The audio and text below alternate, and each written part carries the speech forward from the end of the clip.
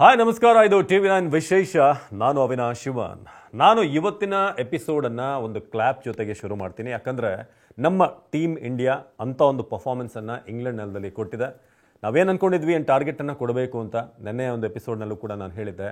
608 ಅನ್ನೋದು ಇಂಗ್ಲೆಂಡ್ನವ್ರಿಗೆ ಮರ್ಮಾಘಾತ ಕೊಟ್ಟಿರುತ್ತೆ ಅಂತ. ಈ ಹುಡುಗರಿಗೆ ವಿರಾಟ್ ಕೊಹ್ಲಿ ಇಲ್ಲದೆ, ರೋಹಿತ್ ಶರ್ಮಾ ರಿಟೈರ್ ಆದಮೇಲೆ, ಜಸ್ಪ್ರೀತ್ ಬೂಮ್ರಾಗೆ ರೆಸ್ಟ್ ಕೊಟ್ಟ ಮೇಲೆ ಈ ಹುಡುಗರು ನಾವು ಗೆದ್ದು ತೋರಿಸ್ತೀವಿ ಅಂತ ಪ್ರೂವ್ ಮಾಡಿದ್ದಾರೆ. ಅದು ಕೂಡ ಒಂದು ದೊಡ್ಡ ಗೆಲುವನ್ನು ಸಾಧಿಸಿರೋದು. 336 ರನ್ಗಳ ಗೆಲುವು. ನಿಜವಾಗ್ಲೂ ಅದ್ಭುತವಾದಂಥ ಕ್ರಿಕೆಟ್ ಭಾರತದ ಕಡೆಯಿಂದ ಬಂತು. ಇಂಗ್ಲೆಂಡ್ ನೆಲದಲ್ಲಿ ನಾವು ಒಂದು ಹೊಸ ಅಪ್ರೋಚ್ ಜೊತೆ ಹೋಗಿ ನಾವು ಗೆದ್ದು ತೋರಿಸ್ತೀವಿ ಅಂತ ನಿನ್ನೆ ಒಂದು ಟೆಸ್ಟ್ ಮ್ಯಾಚ್ನಲ್ಲಿ ತೋರಿಸಿದ್ದಾರೆ. ಅದು ಕೂಡ ಸಾಕಷ್ಟು ನಿರೀಕ್ಷೆಗಳಿದ್ವು. ಏನಾದರೂ ಇಂಗ್ಲೆಂಡ್ ಸರ್ಪ್ರೈಸ್ ಕೊಡುತ್ತಾ, ಡ್ರಾಗ್ ಏನಾದ್ರು ಟ್ರೈ ಮಾಡ್ತಾರ ಅಂತ. ಬಟ್ ಡ್ರಾ ಎಲ್ಲ ದೂರದ ಮಾತಾಗಿತ್ತು. ಅದ್ಭುತವಾದಂಥ ಬೌಲಿಂಗ್. ಫಸ್ಟ್ ಆಫ್ ಆಲ್ ಒಂದು ದೊಡ್ಡ ಸೆಲ್ಯೂಟ್ ಆಕಾಶ್ ದೀಪ್ಗೆ. ಸಾಕಷ್ಟು ಕಷ್ಟಗಳನ್ನು ನೋಡಿರುವಂಥ ಹುಡುಗ ಆಯ್ತ ಆಕಾಶ್ ದೀಪ್. ಫಸ್ಟ್ ಮ್ಯಾಚಲ್ಲೂ ಕೂಡ, ಫಸ್ಟ್ ಇನ್ನಿಂಗ್ಸಲ್ಲೂ ಕೂಡ 4 ವಿಕೆಟ್ ಗಳಿಸ್ತಾರೆ. ಈ ಇನ್ನಿಂಗ್ಸಲ್ಲಿ 6 ವಿಕೆಟನ್ನು ಗಳಿಸ್ತಾರೆ. ಜಸ್ಪ್ರೀತ್ ಬೂಮ್ರಾ ಇಲ್ಲದೆ ಹೋದರೂ ಕೂಡ ನಾವು ಪರ್ಫಾರ್ಮೆನ್ಸ್ ಮಾಡಿ ತೋರಿಸ್ತೀವಿ ಅಂತ ಶುಭ್ಮಾನ್ ಗಿಲ್ ಅವರಿಗೆ ಒಂದು ಗ್ಯಾರಂಟಿಯನ್ನು ಪ್ರೊವೈಡ್ ಮಾಡಿದರು. ಮೊಹಮ್ಮದ್ ಸಿರಾಜ್ ಮೊದಲ ಇನ್ನಿಂಗ್ಸ್ನಲ್ಲಿ, ಎರಡನೇ ಇನ್ನಿಂಗ್ಸ್ನಲ್ಲಿ ಆಕಾಶ್ ದೀಪ್ ಇಬ್ಬರು ಕೂಡ ಅದ್ಭುತವಾದಂಥ ಬೌಲಿಂಗ್ ಮಾಡಿದ್ರು.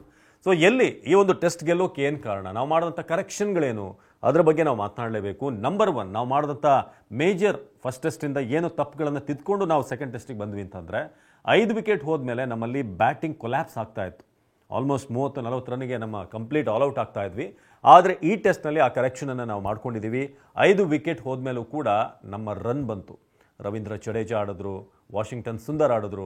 ಸೊ ಹೀಗೆ ಲೋವರ್ ಆರ್ಡರ್ ಕೂಡ ಒಂದಷ್ಟು ಕಾಂಟ್ರಿಬ್ಯೂಷನ್ ಮಾಡಿದ್ರಿಂದ ಟೀಮ್ ಒಂದು ಒಳ್ಳೆ ಟೋಟಲನ್ನು ಕೊಡೋಕ್ಕೆ ಸಾಧ್ಯವಾಯಿತು, ಒಳ್ಳೆ ಲೀಡನ್ನು ಪಡ್ಕೊಳ್ಳೋಕ್ಕೆ ಸಾಧ್ಯವಾಯಿತು. ಇದೊಂದು ಪಾಠ. ಮೊದಲ ಟೆಸ್ಟ್ನಲ್ಲಿ ನಾವೇನು ಲೀಡ್ಸಲ್ಲಿ ಸೋತ್ವಿ, ಬರ್ಮಿಂಗ್ಹ್ಯಾಮ್ನಲ್ಲಿ ಆ ಎಲ್ಲ ಕರೆಕ್ಷನ್ಗಳನ್ನು ಮಾಡಿಕೊಂಡು ಟೀಮ್ ಇಂಡಿಯಾ ಗೆಲುವನ್ನು ಸಾಧಿಸಿದೆ. 1-1 ಈಕ್ವಲ್ ಆಗಿದೆ. ಇನ್ನೂ ಕೂಡ 3 ಟೆಸ್ಟ್ ಇದೆ. ಭಾಳ ಪಾಸಿಟಿವ್ ವಿಚಾರ ಏನು ಅಂತಂದರೆ, ನಮಗೆ ಆಗಲೇ ನಾನು ಆರಂಭದಲ್ಲೇ ಹೇಳಿದೆ, ಜಸ್ಪ್ರೀತ್ ಬೂಮ್ರಾ ಇಲ್ಲದೆ ನಮ್ಮ ಬೌಲಿಂಗ್ ಅಟ್ಯಾಕ್ ಏನೂ ಇಲ್ಲ, 0 ಅಂತ ಸ್ವತಃ ನಾನೂ ಕೂಡ ಅಂದ್ಕೊಂಡಿದ್ದೆ.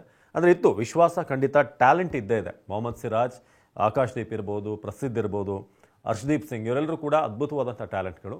ಆದರೆ ಹೊರಗಡೆ ಹೋದಾಗ ಈ ಸೇನಾ ಕಂಟ್ರಿಗಳಲ್ಲಿ ಅವರ ಪರ್ಫಾರ್ಮೆನ್ಸ್ ಬರುತ್ತಾ ಅನ್ನೋದ್ರ ಬಗ್ಗೆ ಡೌಟ್ ಸಹಜವಾಗಿತ್ತು. ಆ ಡೌಟನ್ನು ಕ್ಲಿಯರ್ ಮಾಡಿದ್ದಾರೆ ಆಕಾಶ್ ದೀಪ್ ಹಾಗೆ ಮೊಹಮ್ಮದ್ ಸಿರಾಜ್. ಜೊತೆಗೆ ಅವರಿಗೆ ಸಪೋರ್ಟ್ ಮಾಡಿದಂಥ ಸುಂದರ್ ಇರ್ಬೋದು, ಜಡೇಜಾ ಉತ್ತಮವಾದಂಥ ಬೌಲಿಂಗ್ ಮಾಡಿದರು. ಪ್ರಸಿದ್ಧ ಸ್ವಲ್ಪ ಕಾಸ್ಟ್ಲಿ ಅಂತ ಅನಿಸಿದ್ರು ಕೂಡ ಸೆಕೆಂಡ್ ಒಂದು ಇನ್ನಿಂಗ್ಸ್ ಬಂದಾಗ ವೋಕ್ಸ್ ಅವರ ವಿಕೆಟನ್ನು ಪಡೆದಿದ್ದು ಭಾಳ ಮೇಜರ್ ಆದಂಥ ಇತ್ತು. ಅಲ್ಲೊಂದು ಪಾರ್ಟ್ನರ್ಶಿಪ್ ಬಿಲ್ಡ್ ಆಗೋ ರೀತಿಯಾಗಿ ಕಾಣಿಸ್ತಾ ಇತ್ತು. ಸೊ ಈ ಟೆಸ್ಟ್ನಲ್ಲಿ ಮೇಜರ್ ಪಾಸಿಟಿವ್ ಅಂತ ಅಂದರೆ ನಮ್ಮ ಆ ಒಂದು ಬದಲಾವಣೆ, ಲೋವರ್ ಆರ್ಡರ್ ಬ್ಯಾಟಿಂಗ್ ಚೆನ್ನಾಗಿ ಬಂದಿದ್ದು, ಪೇಸರ್ಗಳು ನಾವಿದ್ದೀವಿ ಅಂತ ತೋರಿಸಿದ್ದು. ಇದೆಲ್ಲಕ್ಕಿಂತ ಮುಖ್ಯವಾಗಿ ಶುಭ್ಮಾನ್ ಗಿಲ್ ಆ್ಯಸ್ ಕ್ಯಾಪ್ಟನ್ ಹೇಗೆ ನಿಭಾಯಿಸ್ತಾರೆ. ಭಾಳಷ್ಟು ಮಂದಿಗೆ ಕ್ಯಾಪ್ಟನ್ಸಿ ಜವಾಬ್ದಾರಿಯನ್ನು ಕೊಟ್ಟಾಗ ಅವರ ಪರ್ಫಾರ್ಮೆನ್ಸ್ ಏನಿರುತ್ತೆ, ವೈಯಕ್ತಿಕ ಪ್ರದರ್ಶನ ಅದು ಡೌನ್ ಆಗುತ್ತೆ. ಆದರೆ ಶುಭ್ಮಾನ್ ಗಿಲ್ ಇಲ್ಲಿ ಪ್ರೂವ್ ಮಾಡಿ ತೋರಿಸಿದ್ದು, ನಾನು ಕ್ಯಾಪ್ಟನ್ಸಿ ಜೊತೆಗೆ ನನ್ನ ವೈಯಕ್ತಿಕ ಆಟ ಕೂಡ ಕೂಲ್ ಆಗಿರುತ್ತೆ. ತುಂಬ ಕಾಮ್ ಆ್ಯಂಡ್ ಕಂಪೋಸ್ಡ್ ಆಗಿ ಅವರು ಕಾಣಿಸ್ತಾ ಇದ್ದಾರೆ ಆಸ್ ಕ್ಯಾಪ್ಟನ್. ಸೊ ಇದು ಆರಂಭ. ಇನ್ನೂ ಕೂಡ ಸಾಕಷ್ಟು ಸವಾಲುಗಳನ್ನು ಅವ್ರು ಫೇಸ್ ಮಾಡೋದಿದೆ. ಆದರೆ ಆರಂಭದಲ್ಲೇ ಇಂಗ್ಲೆಂಡ್ ಅಂತ ಒಂದು ಟಫ್ ಕಂಡೀಷನಲ್ಲಿ ಹೋಗಿ ಆಡೋದು ಇಟ್ಸ್ ವೆರಿ ಚಾಲೆಂಜಿಂಗ್ ಆಗಿರುತ್ತೆ. ಬಟ್ ಇನ್ನೊಂದು ಕಡೆ ನಾವು ಗಮನಿಸಬೇಕು, ಇಂಗ್ಲೆಂಡ್ ಅವರು ಪಿಚ್ಚನ್ನು ಮಾಡ್ತಿರುವಂಥ ರೀತಿ ತುಂಬ ಫ್ಲ್ಯಾಟ್ ಪಿಚ್ ಅನ್ನೋ ರೀತಿಯಾಗಿತ್ತು. ಯಾಕಂದರೆ ಬ್ಯಾಟ್ಸ್ಮನ್ಗಳಿಗೆ ಫೇವರ್ ಆಗೋ ರೀತಿಯಾಗಿಯೇ ಪಿಚ್ ಇತ್ತು. ಬಟ್ ಅದನ್ನು ಆಕಾಶ್ ದೀಪ್ ಅವರ ಕೆಲವೊಂದು ಇನ್ಸ್ವಿಂಗರ್ಗಳಿತ್ತಲ್ಲ, ಅವರು ಬೋಲ್ಡ್ ಮಾಡೋದಂಥ ರೀತಿ ಕೆಲವು ಬ್ಯಾಟ್ಸ್ಮನ್ಗಳನ್ನು, ಜೋ ರೂಟ್ನ ವಿಶೇಷವಾಗಿ ನೆನೆ ಒಂದು ಇನ್ಸ್ವಿಂಗರಲ್ಲೇ ಅವರು ಬೋಲ್ಡ್ ಮಾಡ್ತಾರೆ. ಅಂದರೆ ಅವರಿಗೆ ಆನ್ಸರೇ ಇರಲ್ಲ ರೂಟ್ಗೆ. ರೂಟ್ ಒಬ್ಬ ಮಾಸ್ಟರ್ ಕ್ಲಾಸ್ ಬ್ಯಾಟ್ಸ್ಮನ್. ಅಂಥ ಪ್ಲೇಯರ್ಗೆ ನೀವು ಅನ್ಆನ್ಸರಬಲ್ ಒಂದು ಬಾಲನ್ನು ಹಾಕ್ತೀರಾ ಅಂತಂದರೆ ನಿಮಗೆ ಅಷ್ಟು ಟ್ಯಾಲೆಂಟ್ ಇರಬೇಕು, ನಿಮ್ಮಲ್ಲಿ ಅಷ್ಟು ಸ್ಟಫ್ ಇರಬೇಕು.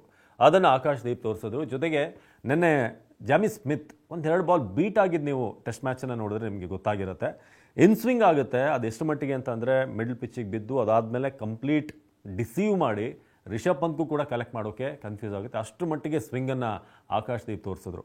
ಸೊ ಆರಂಭದಲ್ಲಿ ಒಂದು 3 ದಿನ ಫ್ಲ್ಯಾಟ್ ಪಿಚ್ಚನ್ನು ಇಂಗ್ಲೆಂಡ್ ತಯಾರು ಮಾಡ್ತಾಯಿದೆ. ಯಾಕಂದರೆ ಅವರಿಗೆ ಸಪೋರ್ಟ್ ಆಗಲಿ, ಯಾಕಂದರೆ ಅವರು ನೆಚ್ಕೊಂಡಿರೋದೇ ಅವರ ಬ್ಯಾಟಿಂಗನ್ನು.